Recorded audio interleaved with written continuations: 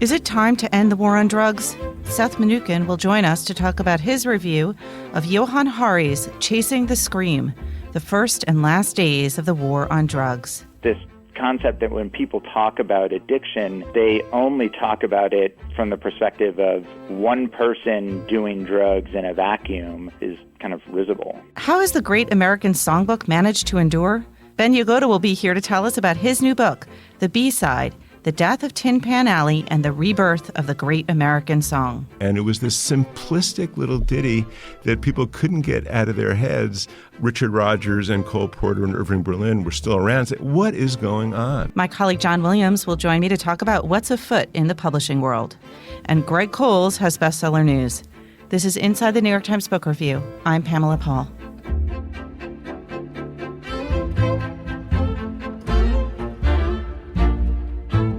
Seth Mnookin joins us from Boston to talk about his review this week of Chasing the Scream, the first and last days of the war on drugs by Johann Hari. Hi, Seth. Hi, how are you? Good. So I should also say that you are a professor of science writing at MIT and the author most recently of The Panic Virus, the true story behind the vaccine autism controversy. Certainly another up-to-the-minute, timely subject. The topic has rightfully been getting an enormous amount of attention over the last couple of weeks. I wish that the attention was not coming as the result of a preventable measles outbreak, but hopefully this will start to get some good information out there. All right, let's talk about a very different kind of drug or shot, which is the war on illegal drugs. Who is Johann Hari?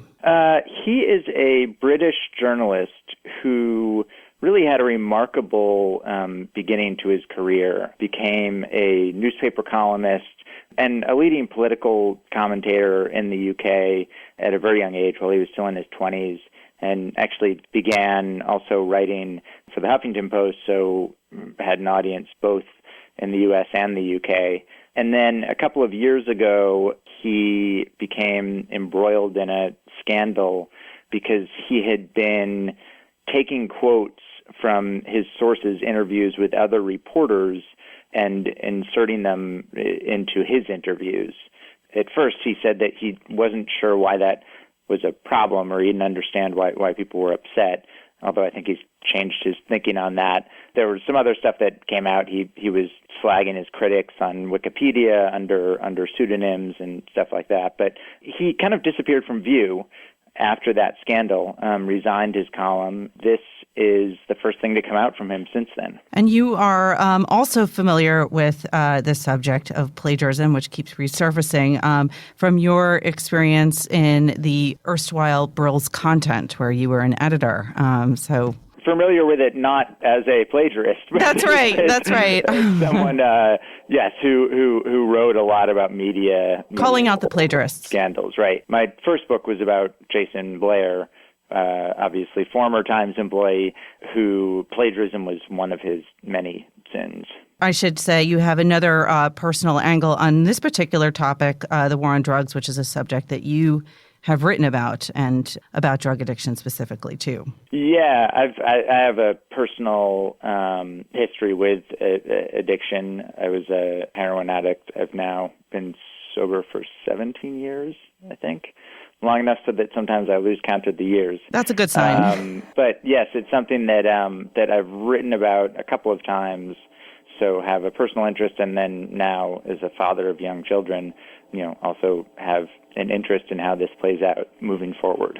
All right. So before we go into Johann Hari's argument and the research in this book, I want to go back just a little bit, talk about him some more, because you mentioned that he had this incredible rise in journalism. And it started off with a piece that he wrote when he was 22 for the New Statesman called Just You Wait Until I Grow Up. You open your review with that column because he talks about drugs right away. Yeah, he talks about having just completed college, or university as they refer to it in the UK, having celebrated by doing drugs. The column is essentially saying that people need to understand that that is complete standard operating procedure for his generation. and uses that as an entree into discussing both legalization and some of the irrationality of, or what he saw and sees as the irrationality of the approach towards drugs, drug use, and drug abuse in the UK and actually in most Western countries. What are Hari's politics? Is he writing from the right, from the left? Is he just sort of one of those British? It's very hard to kind of align him in terms of our political spectrum. No, he's coming from the left, certainly. When he was a political commentator, he supported the invasion of Iraq, but that didn't make him completely unique from a lot of other more liberal or left-leaning commentators. But overall, his politics are definitely to the left.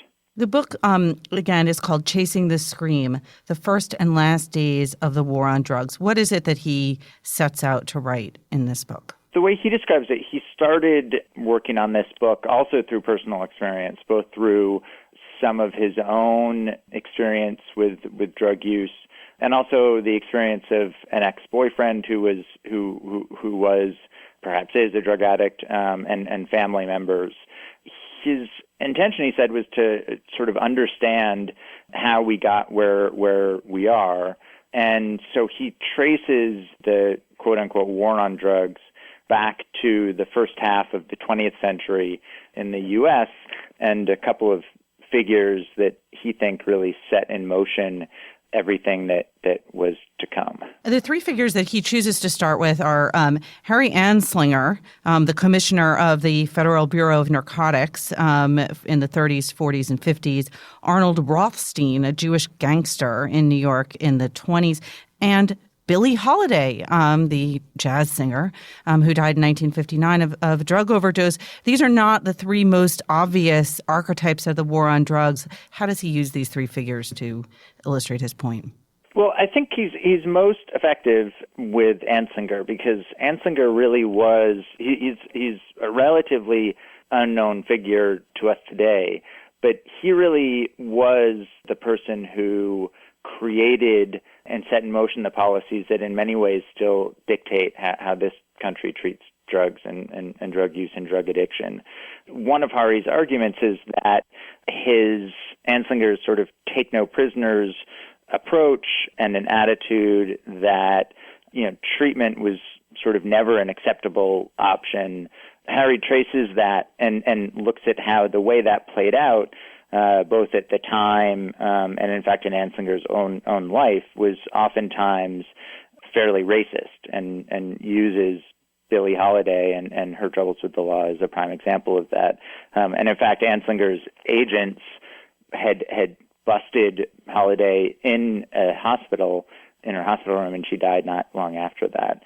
His drawing in of Rothstein, his intention there is to show how the people who benefit most from criminalizing drug use and abuse are criminals.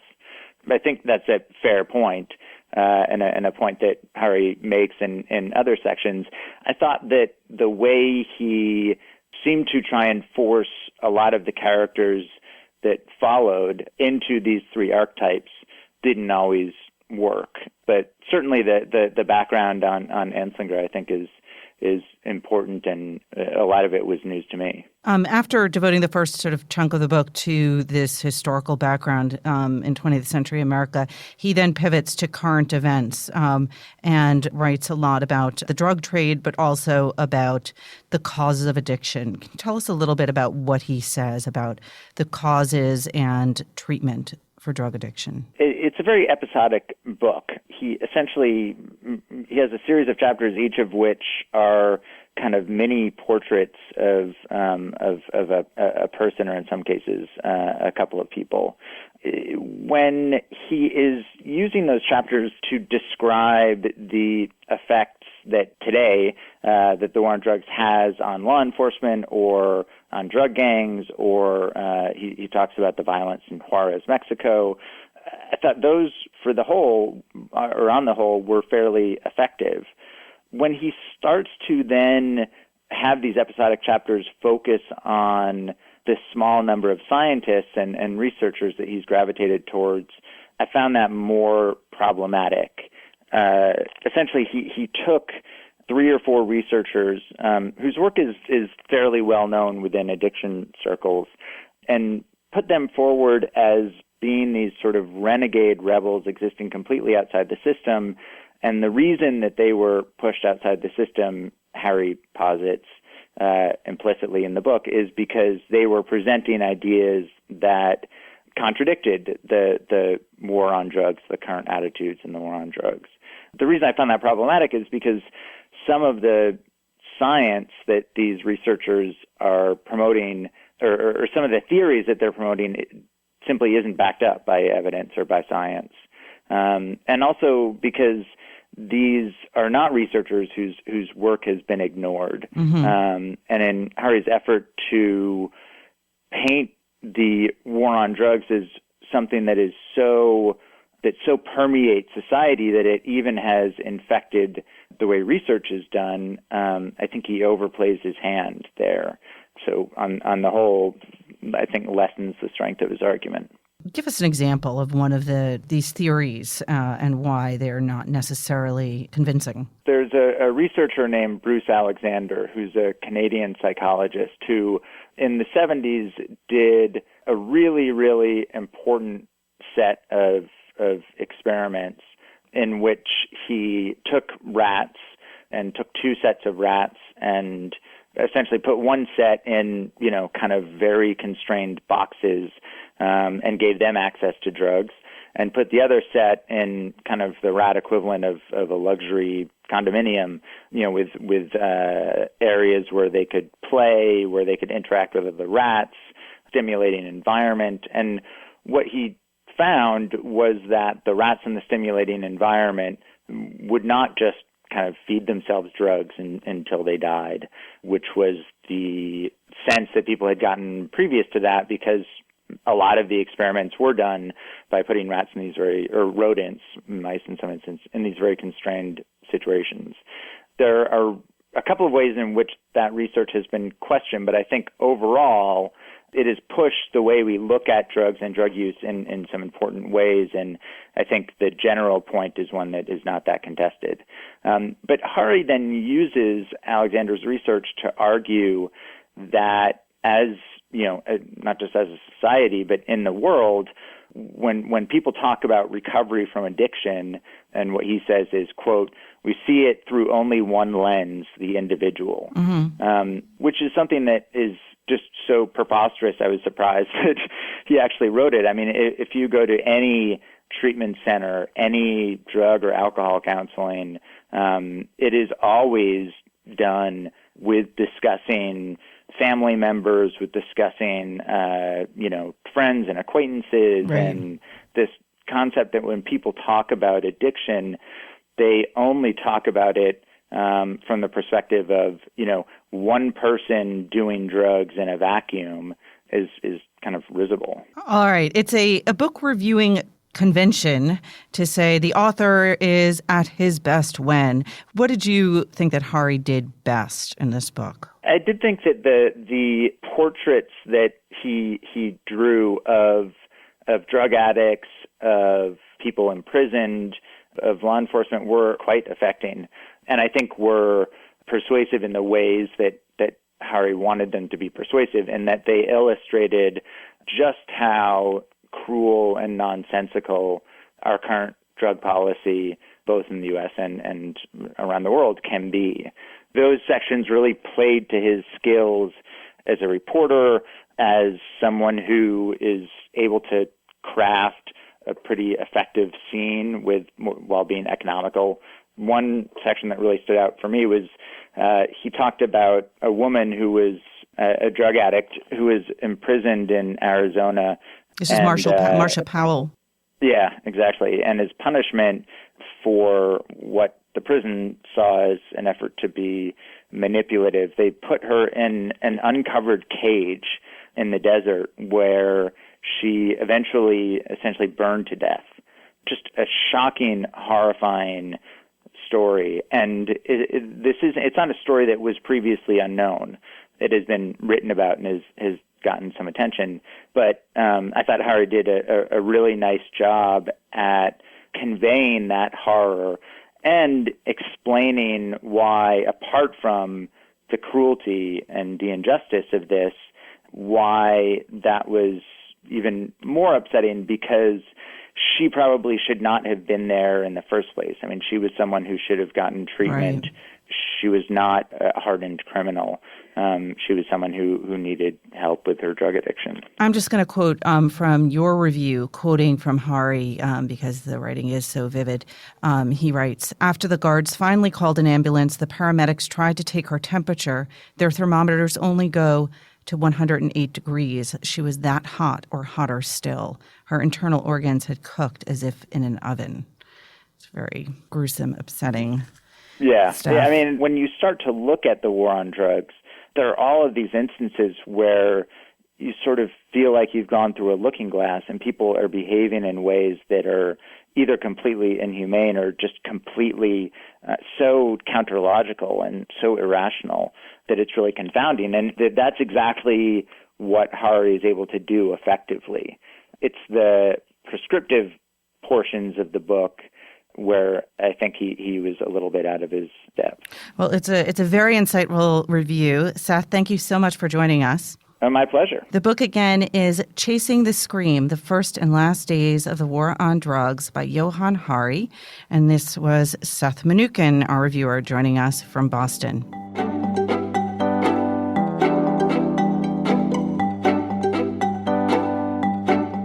John Williams joins me now to talk a little bit about what's going on in the literary world. Hi, John. Hi, Pamela. So we're going to talk about someone named, kind of named, sort of named Richard Price. Sort of named Richard Price, really named Harry Brandt, or really named Richard Price and kind of named Harry Brandt.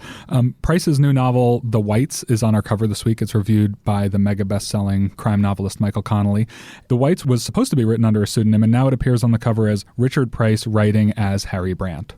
And that's a very unusual way to do that. I don't know if that, I mean, it's done sometimes, I think. Yeah, occasionally, but this is they call it a transparent pseudonym, or at least that's what our colleague Alexandra Alter called it in an article she wrote this week where she talked to Price about the process. And it's a funny story. He sold the book to the publisher, Henry Holt, saying that he would write it under a pseudonym because he owed FSG, his other publisher, a new novel that was sort of a proper Richard Price novel. We should say, just for those of who aren't aware of how all these houses fit together, that FSG and Henry Holt are in turn both part of Macmillan, part of Holtzbrinck Publishers. Right. So these are sort of sister imprints within. Yes, with the parent company. But according to Price, it sounds like what he wanted to do was sort of get away with writing a book for another publisher when he owed one to another. And basically, he wanted to see if he could write a much slicker sort of airport crime novel that could sell millions and millions of copies under this other name. Richard Price is the author, we should mention, of Clockers and Lush Life and Freedom Land and several other books. And he wrote for The Wire, and he's written many screenplays. So he's a very well-known crime writer who is most admired probably for his dialogue, which is spot on among cops and criminals.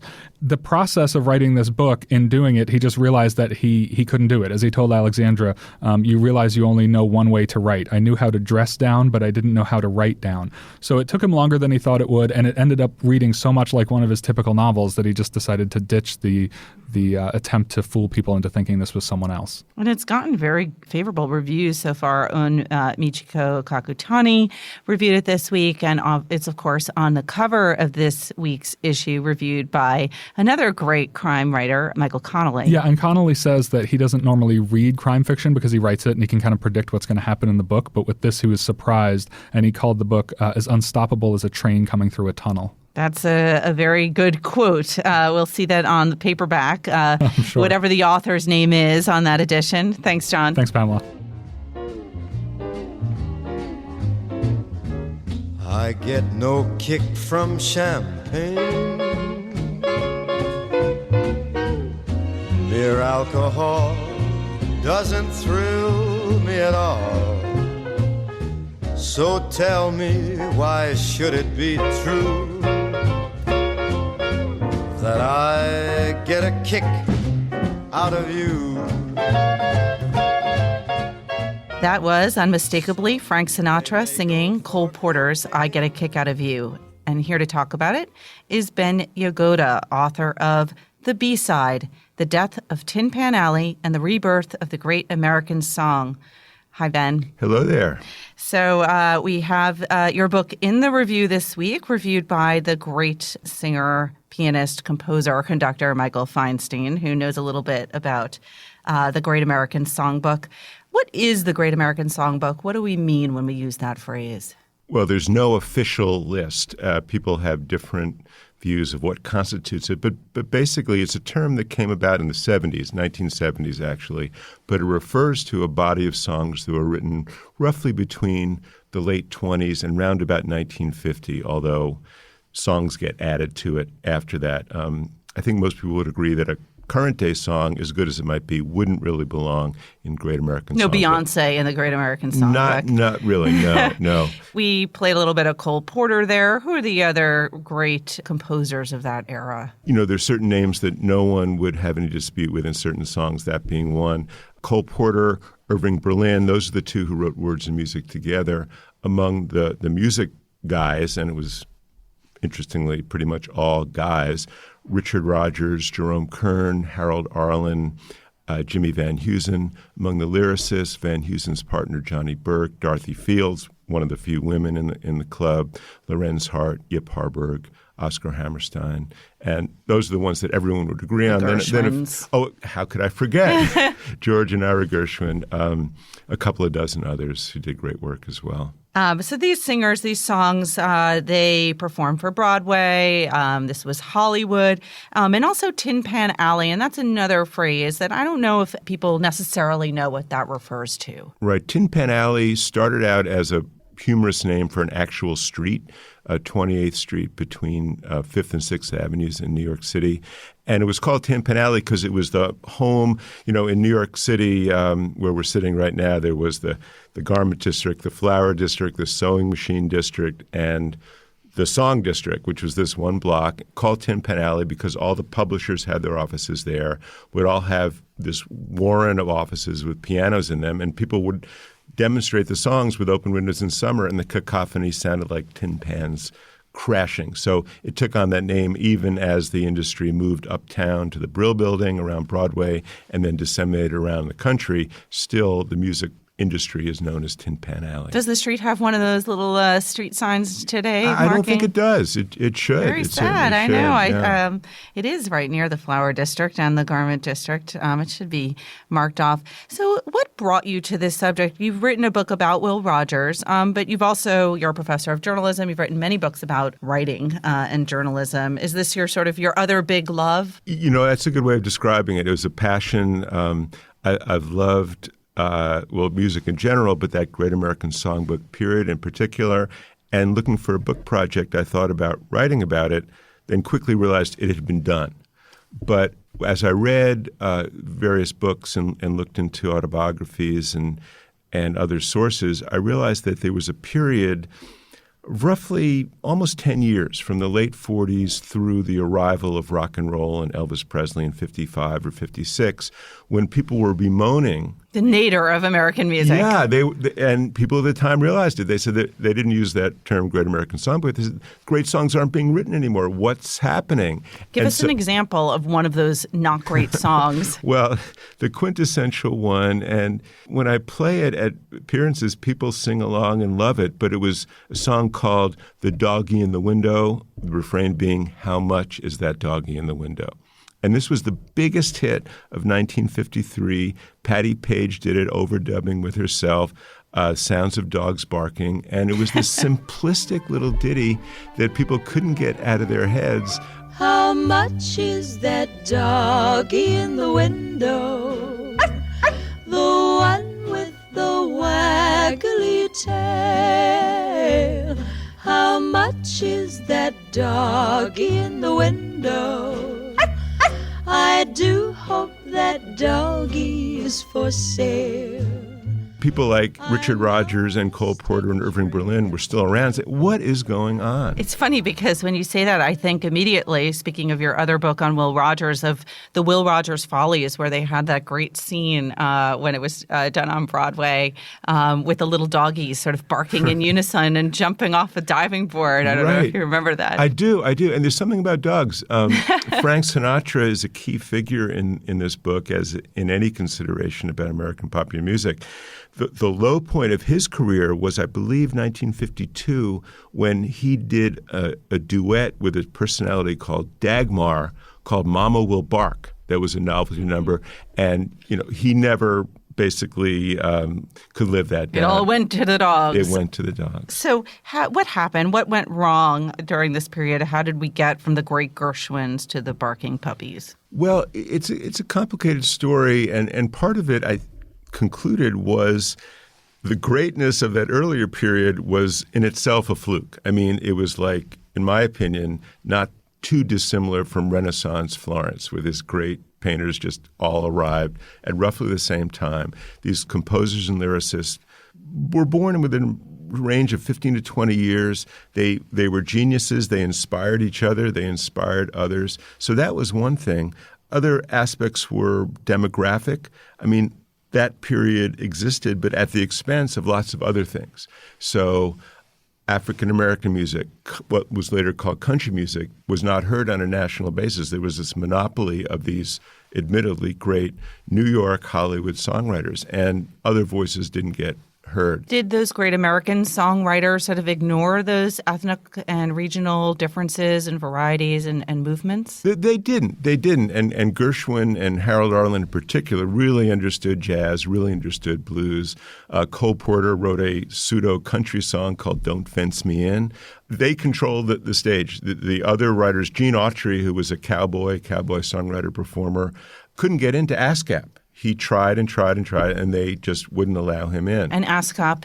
ASCAP, American Society of Composers, Authors, and Publishers, which was the licensing organization that all these great American songbook songwriters belonged to. How does jazz figure into this? Well, in that great period of the late 20s through the mid-40s, popular music and jazz were really integrated. The composers understood jazz harmonies, and that at the same time, great jazz performers took their songs and made great things out of it. Like Coleman Hawkins playing a solo on Body and Soul was just a great integration of performance and music. A lot of the book revolves around the big personalities of this era. And I think you begin in 1954 with a feud between Arthur Schwartz and Mitch Miller. Who were these guys and what was the problem?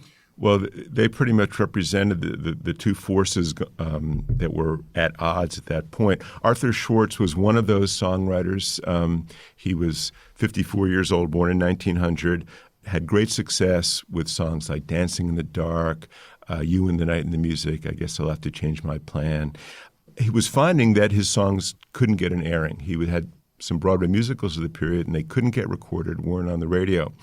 The man he met with in that day to try to get a recording was Mitch Miller, who a later generation knew as the smiling, goateed guy asking you to sing along with him. But before that, he was the most powerful man in the popular record business, the head of popular music at Columbia Records. And Schwartz looked down on him. Mitch Miller was the master of novelty songs. I Saw Mommy Kissing Santa Claus, was in the position of basically being beholden to this guy to record his music. And in fact, he didn't. Nothing came of that meeting. So the Great American Songbook has this period, this death. How long does it last, and how does it get out of it? The subtitle of the book is the death and then the rebirth of the Great American Song. And there's actually two rebirths. One is in that same period, the 50s, actually just around the moment that Elvis came and dominated the charts with 5 number-1 songs, Hound Dog and the rest in 1956, Frank Sinatra, that same character who had done Mama Will Bark, had changed record companies from Columbia with Mitch Miller over to Capitol, where he found a much more amenable corporate culture that allowed him to team with arrangers like Nelson Riddle and start recording some of these classic songs known as the standards, later Great American Songbook, and a series of great records. Ella Fitzgerald was doing much the same thing. And there was this discovery at that time of this great body of songs. The second rebirth, I argue, is starting right around 1960, when the impact of rock and roll was felt, kind of had played itself out in a way, and the ground was cleared for a new kind of great song. So a song like Willie Nelson's crazy that came out of country and Western rather than jazz. What Brian Wilson was doing with the Beach Boys, the writers at Motown and other soul writers were writing great new songs that were a totally different kind of song. You cite as sort of part of this new American songbook Neil Sedaka, Burt Bacharach, Randy Newman, any other big names that you would sort of count in that? I'm not sure I would put Neil Sedaka in that group. I mean, it becomes a matter of taste in a way. I mean, I was going to say I don't know if I'd put the word great in there either, but there was a lot of in that period in the late 50s, early 60s. There was a need for a lot of material, and the folks who were known as the Brill Building songwriters actually didn't work in the Brill Building, worked in another building. But Neil Sedaka, Carole King, people like that pounded out a lot of just kind of usable material. I would say Carole King is someone whose work deepened. So Will You Love Me Tomorrow, Up on the Roof were really great songs. When you say there was a need, what do you mean? Well, there were all these performers, these rock and rollers and next generation rock and rollers. This is before the Beatles when they didn't write their own material. Right. They needed material. They needed songs. And a lot of these songs weren't much more than, the word content today that we talk about for writing. They were just content. When you personally, your own taste, do you feel like this new American songbook era lives up to the that original golden period? Well, if I had to be frank, I'd say no. I mean, I think that earlier body of work was unique, was sort of supremely wonderful in a way that, it's special, it's apart. Right. Not to say that current or recent songs aren't great in their own way too, just not as great. But when you go to a cabaret show in New York City today, it's still those old standards from the 30s, 40s, and 50s. Right, or Tony Bennett show. Yeah. Tony Bennett and Lady Gaga, their latest CD, I think I counted up the songs, and if I'm not mistaken, none were written after the late 40s. Let's end with a song, if you will. One other song that you would say really embodied that great American songbook. Well, for you? The one that comes to mind is, maybe because I just mentioned it, was Body and Soul in the interpretation of Coleman Hawkins. Great song, great performance, 1939, the height of that period, pretty much perfection. All right, thanks. Thank you so much. That was Ben Yagoda. He is the author of The B-Side, The Death of Tin Pan Alley, and the Rebirth of the Great American Song, reviewed this week in the Book Review by Michael Feinstein.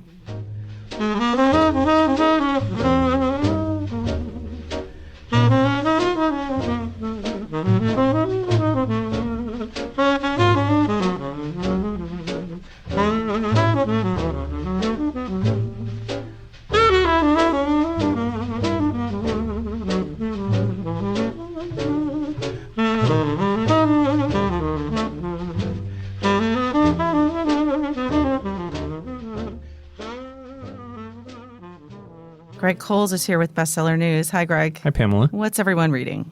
Well, there are 5 new titles on the hardcover fiction list this week. Starting down at number 15, Tim Johnston has a thriller called Descent about a family that takes a vacation in the Rockies just before their daughter goes off to college, and she ends up missing. Then at number 9, Nick Hornby returns to the list with his latest novel, Funny Girl, about British TV in the 1960s, sort of a Lucille Ball type comedy. Then at number 7, Lisa Gardner, the thriller writer, has a new book called Crash and Burn. That's a standalone thriller, but it does have a cameo from her popular recurring character, the Boston detective D.D. Warren. Then at number 4, Neil Gaiman back on the list with not a novel, but a story collection called Trigger Warning. We'll be reviewing that in coming weeks. And finally, the last new title on the fiction side of things this week is by Kristen Hanna, a book called The Nightingale, new at number 3, about French sisters during World War II. I like that tantalizing little coming soon. We should say the same for Funny Girl, which will be reviewed in next week's issue. Lots of thrillers on the list. All right, on nonfiction? On nonfiction, there are 4 new titles, including a couple loosely or less than loosely to do with neuropsychology.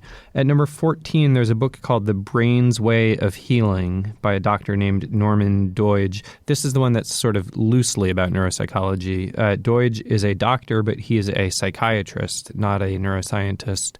And the book is looking at sort of anecdotally at the ability of the brain to heal itself through what's called neuroplasticity. If there's brain damage to one area of the brain is able to step in and compensate through other areas of the brain. It's something that's been researched over the last few decades, and Deutsch kind of looks at some of that research and brings us up to date. He did another book on the same subject a few years ago that kind of looked at the idea of neuroplasticity in general. It was quite good. Exactly right. And I think that book was also a bestseller. It certainly kind of found his topic for him. Then at number 13, the investigative journalist Gerald Posner, who's still probably most famous for a book that he did called Case Closed, looking at the JFK assassination. He's also looked at the Martin Luther King assassination, and he's written a number of kind of pop investigative journalism books. He's got a new book out called God's Bankers that looks at the Catholic Church and especially its relationship to money, going back to the Borgias and before, the sale of indulgences and tithing and, all kinds of things about the church's relationship to money and therefore to power. And more money at number 11. Yes, more money at number 11. A book called Red Notice by Bill Browder. Browder ran what for a time was the biggest hedge fund in Russia. He's an American financier. He started this hedge fund in kind of the boom days of Russian capitalism, only to quickly find that the companies he was investing in were all sort of corrupt, tied to the government in sketchy ways. He started looking into this and suddenly found himself on the outs in Russia. He was kicked out of the country. He had hired an accountant to kind of keep tabs on things. The accountant turns up dead. And so now Browder has become a leading critic of the Putin government, and he has written this book, Red Notice, really kind of a real-life political thriller. It's a really upsetting and terrible story, too, what happened with his lawyer. And but he's been on a kind of crusade ever since. Exactly so. It's really doing well. And he was also one of the most recent and perhaps last authors to benefit from an appearance on The Daily Show with Jon Stewart. Then finally, new at number 10 this week, the second neuroscience book. It's called The Teenage Brain. This one's actually written by a neuroscientist, Frances E. Jensen, who is a professor of pediatric neurology at Harvard Medical School, and herself the mother of two teenage boys, or former teenage boys. Her co-writer on the book is Amy Ellis Nutt. And as Daniel Siegel did in his book Brainstorm, which was a bestseller just about a year ago, she looks at the new research on the developing adolescent brain, the changes that happen during adolescence, and also just before and just after, kind of how the brain develops and what specifically teenagers are going through that makes them act the way that they do. So we have on the one hand brains that are damaged and brains that are teenaged. And we could have like a little Venn diagram showing the overlap. All right. Thanks, Greg. Thanks, Pamela. Remember, there's more at nytimes.com/books. Our producer is Jocelyn Gonzalez, and you can always write to us at books@nytimes.com. Thanks for listening. For the New York Times, I'm Pamela Paul.